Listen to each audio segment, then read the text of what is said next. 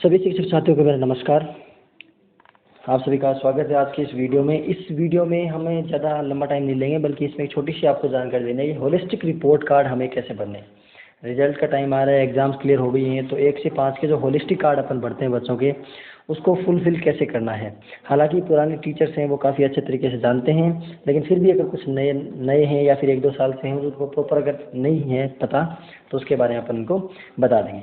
Holistic report card आपको भरना होता है और उसमें बच्चों की पूरी प्रोग्रेस रिपोर्ट आती है कि इस सेशन में उन्होंने शुरू से लेकर के अंत तक उनका परफॉर्मेंस कैसा रहा, कौन सी उन्होंने ग्रेड प्राप्त की, किस सब्जेक्ट में कैसे उनका सुधार हुआ, और उनके स्वास्थ्य परीक्षण वगैरह सब उसमें पूरी जानकारी होती है बच्चे की A to Z।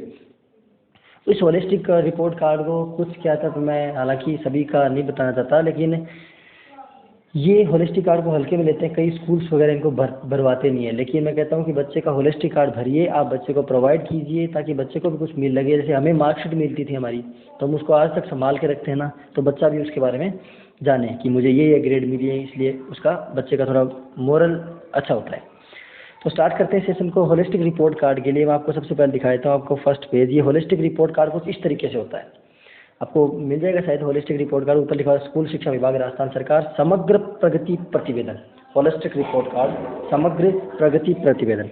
अब देखिए इसमें करना क्या होता है, सबसे पहले ऊपर स्टूडेंट का फोटो आपको लगाना होता है। यहाँ पर आपके स्टूडेंट जो भी स्टूडेंट है उसका फोटो वगैरह जो भी लगाना होता है वो आपको यहाँ पे लगाया हुआ मिलेगा। स्टूडेंट के फोटो के बाद देखिए यहाँ पे लिखा हुआ सत्र सेशन आपको अभी चल रहा है आपका 23-24 वाला।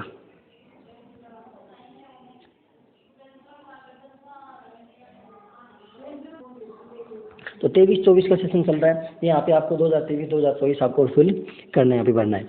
उसके बाद आएगा आपका विद्यालय का नाम, आपके स्कूल का जो भी नाम है, गवर्नमेंट अपर प्राइमरी या गवर्नमेंट प्राइमरी जो भी है, GPS है, GUPS है, जो भी स्कूल का नाम है वो आपको यहाँ पे लिखना है। NIC कोड, स्कूल के आपके NIC कोड होते हैं, 6 डिजिट के होते हैं, तो वो आपके NIC कोड भरने हैं। UDICE कोड आपके स्कूल के होते हैं, वो आपको UDICE कोड इसमें फिल करने हैं। ब्लॉक, आपके स्कूल का प्रॉपर ब्लॉक है, उस ब्लॉक का आपको नाम भरना है। फिर उसके बाद आपके स्कूल का डिस्ट्रिक्ट। हालांकि ये ध्यान रखना डिस्ट्रिक्ट कुछ चेंज हो गए होंगे, तो नए डिस्ट्रिक्ट का नाम अगर अब तक आपके स्कूल का नाम उसमें ऐड हो गया है तो आप नए डिस्ट्रिक्ट का नाम अपने लिख सकते हो। विद्यार्थी का नाम, स्टूडेंट का नाम जो उसकी आपके SR रजिस्टर में है, जो आपके उसके ऑफिशियल डॉक्यूमेंट्स में, वही नाम भरना है अपने। ये नहीं है किसी के आगे, मान लीजिए बच्चे का नाम है राम कुमार, तो आप राम ही लिख रहे हो, सिर्फ बच्चे का नाम जो उसके SR रजिस्टर में वही आपको फुलफिल करना है यहाँ पे। उसके बाद अगला NIC ID, तो बच्चे की NIC कोड होता है, उसके जो अपन एडमिशन वाला होता है उसके उस फॉर्मेट में उसका लिखा होता है। कक्षा, क्लास बता जिस भी क्लास में 1 2 3 4 जो उस भी क्लास में है उसके बारे में हमें लिखना है।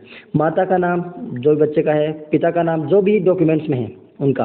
डेट ऑफ बर्थ बच्चे की ध्यान से सही रखनी है हमें, शब्दों में अंकों में दोनों भरनी है। उसके बाद SR नंबर जो आपके रजिस्टर SR रजिस्टर है उसमें जो बच्चे का आपके नंबर है वो भरने हैं। रोल नंबर बच्चे कितने हैं, आपने मान लीजिए चौथी क्लास के 401 से स्टार्ट कर रखे हैं, तीसरी क्लास के 301 से स्टार्ट करके, जो भी आपने जैसे भी रोल नंबर दे रखे हैं वो आपको रोल नंबर भरने हैं। आधार नंबर, बच्चे की आधार कार्ड है, क्योंकि आधार जन आधार अपडेट करवाती रहती है गवर्नमेंट, तो आधार जन आधार के आधार पे आपको आधार नंबर भरने हैं। ये तो बच्चे की बेसिक डिटेल आ गई। उसके बाद आता है उसकी मेडिकल के बारे में, बच्चे का ब्लड ग्रुप कौन सा है, हीमोग्लोबिन लेवल सत्र के आरंभ में कैसा था, सत्र के अंत में कैसा है, ये ध्यान रखा जाएगा। बच्चे का हीमोग्लोबिन लेवल कम नहीं होना चाहिए, ध्यान रखना। कोई भी चीज़ पहले जो अच्छी थी ना वो यहाँ स्कूल में आने के बाद कम नहीं होनी चाहिए। हालांकि हो रही है तो उसका आपको प्रॉपर जवाब देना पड़ेगा कि हाँ बच्चे की कम क्यों। दृष्टि बच्चे की कैसी है, सामान्य है या देखने में परेशानी होती है, वो आप भर सकते हो। श्रवण, उस बच्चा सुनने में कैसा है, सही तरीके से सुन पाता है। लंबाई सत्र के आरंभ में कैसी थी, सत्र के अंत में कैसी थी, और वजन भी सत्र के आरंभ में सत्र के अंत में कैसा था, ये बच्चे की चिकित्सा संबंधित जानकारी मिलेगी। उसके बाद उसकी बच्चे की अभिरुचियाँ, या तो उसके बच्चे से खुद पूछो या अध्यापक खुद भर सकता है। बच्चे से पूछो तो बहुत अच्छा बात है क्योंकि बच्चा उसमें बताएगा आपको बच्चे का फेवरेट गेम कौन सा है, कौन सा गेम खेलता है वो, उसका फेवरेट फ्रूट कौन सा है, उसका फेवरेट सॉन्ग कौन सा है, फेवरेट कलर कौन सा है, फेवरेट बर्ड या एनिमल कौन सा है, फेवरेट फेस्टिवल कौन सा है, फेवरेट सब्जेक्ट कौन सा है, ये बच्चा बताएगा आपको। उसके बाद प्रतिवेदन, ये चीज़ें बेसिक जो है ना ये सबको पता होती है, ये चीज़ें बस बताने के लिए बताते हैं, वीडियो में बताना पड़ता है बाकी। अब प्रतिवेदन जारी करने की दिनांक, आपका रिजल्ट डिक्लेयर होगा 7 मई को, 7 मई 2024 को। 8 मई से नया सेशन स्टार्ट होगा, तो 7 मई 2024 को आपका रिजल्ट डिक्लेयर होगा, तो वो आपको यहाँ पे डेट फिल करनी है 07/05/2024। ओके। अध्ययन हेतु आगामी कक्षा, अगर बच्चा पहली क्लास में है तो उसको दूसरी क्लास में, दूसरी क्लास में अगर तीसरी क्लास में, तीसरी में, चौथी में तो पाँचवीं में उसको प्रमोट कर देना। ओके, तो ये थी इसकी पहले फ्रंट की जानकारी। उसके बाद हम चलते हैं अगले पेज पे। जब इसको पेज को आप खोलोगे तो नेक्स्ट पेज में आपके सामने ये जानकारी आएंगी। इसमें क्या लिखा, ऊपर लिखा विद्यार्थी का क्रमांक, जो उसका रोल नंबर है वो, विद्यार्थी का नाम और नामांकित कक्षा, वो चीज़ यहाँ पर होगी। उसके बाद वाली लाइन आपको ध्यान से पढ़नी है, आधार रेखा या पदस्थापन मूल्यांकन से प्राप्त कक्षा स्तर। जब बच्चे का आपने बेस लाइन टेस्ट लिया था स्टार्टिंग में, तो उस बेस लाइन टेस्ट के अंदर बच्चे की प्रोग्रेस कैसी थी, बच्चे का हिंदी में कक्षा स्तर, मान लीजिए एक बच्चा कक्षा 3 में पढ़ता था, आपने एक एग्जाम्पल के तहत आपको समझा रहा हूँ कि मान लीजिए एक बच्चा कक्षा 3 में पढ़ता है और उस बच्चे का आपने जब बेस लाइन टेस्ट लिया तो उस बच्चे का, एक बच्चा है उसकी कक्षा स्तर दूसरा है, एक बच्चा है उसकी कक्षा स्तर तीसरी का है। तो अगर बच्चे के जो तीसरी कक्षा में था, जब आपने बेस लाइन टेस्ट लिया तो उसका स्तर दूसरी का था, मान लीजिए हिंदी सब्जेक्ट उसको बहुत कम आ रहा था, तो हिंदी में उसका कक्षा स्तर आप पीछे वाली क्लास का लिख सकते हो कि बच्चा पीछे वाली क्लास के अकॉर्डिंग उसका कक्षा स्तर है। तो यहाँ पे देखिए अलग अलग सब्जेक्ट का लिखा है। हिंदी में अगर बच्चा जिस क्लास में है उस क्लास के अकॉर्डिंग उसका कक्षा स्तर है तो उसी क्लास के अकॉर्डिंग रखोगे, कम है तो उसका कम कर सकते हो। आपकी दूसरी क्लास में था, तीसरी में था तो आप दूसरी का भी कर सकते हो, पहली के कक्षा स्तर के बराबर भी कर सकते हो। ऐसे गणित में जिस क्लास के स्तर के अनुसार है तो उसी क्लास में, वरना उससे कम क्लास का आप रख सकते हो। ऐसे अंग्रेजी में तीनों विषयों में आप कर सकते हो। उसके बाद आते हैं बच्चे के व्यक्तिगत गुण और अभिवृत्तियाँ। इनमें ध्यान रखना कि जो फर्स्ट और ऐसे थर्ड दोनों की ही आपको इन पे निशान लगाने हैं, टिक मार्क करना है आपको। ओके, पहले है सहयोग और देखभाल, इसमें लिखा हुआ है सहपाठी अध्यापकों के साथ मित्रवत व्यवहार करना। इन दोनों पे आपको टिक करना है कि हाँ बच्चा करता था ऐसा भी करता है, दूसरों के विषय को समझने के प्रति संवेदनशील है, आपस में सहजता के साथ अवसर बांटता है। दूसरा कॉन्फिडेंस के बारे में है कि बच्चा मतलब ऐसे वन में कैसा था, स्वयं की जिम्मेदारी लेता अपने इस आधार पे, और व्यक्तिगत चुनौतियों में पहल करने वाला था, चुनौतीपूर्ण स्थितियों में शिक्षकों की मदद लेने वाला, ये जो आप भी देखो उसमें कर दो। तीसरा आता है समय की पाबंदी, जो मेन पॉइंट आपको ध्यान रखना, बाकी तो आप चीज़ें पढ़कर ही बच सकते हो।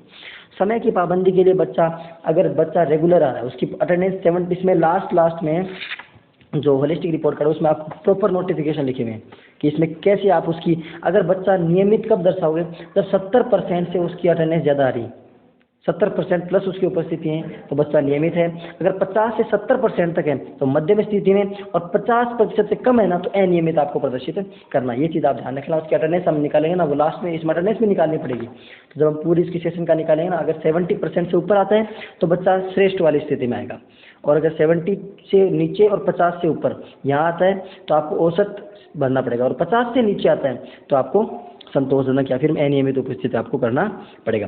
उसके बाद स्वास्थ्य संबंधी, बच्चा स्वास्थ्य का ध्यान रखना है, पोषण है, स्वास्थ्य की स्थिति उसकी कैसी है, व्यायाम करता है कि नहीं करता, खेल में कैसा है। उसके बाद कला में, संगीत में बच्चे की संलग्नता कैसी है, लय में गाना है या हाव भाव में अभिनय। ये टीचर अपनी मतलब खुद स्वयं विवेक से दे सकता है कि बच्चे का, आपको उसका स्तर पता होगा, बच्चे का आप देखते होगे तो उसके आधार पर आप दे सकते हो। हाव भाव में अभिनय के साथ गाना, स्मृति संबंधित, सामूहिक विकल्प प्रस्तुति, चित्रकारी, दस्तकारी, इन सभी के बारे में अध्यापक स्वयं अपने स्व विवेक का प्रयोग करके बच्चों को ग्रेडिंग दे सकता है। उसके बाद उसकी नाटक और अभिनय की क्षमता के बारे में, उसके बाद उसके नृत्य कला के। लास्ट में इसमें लिखा हुआ एक लाइन, पुस्तकालय के उपयोग में स्थिति।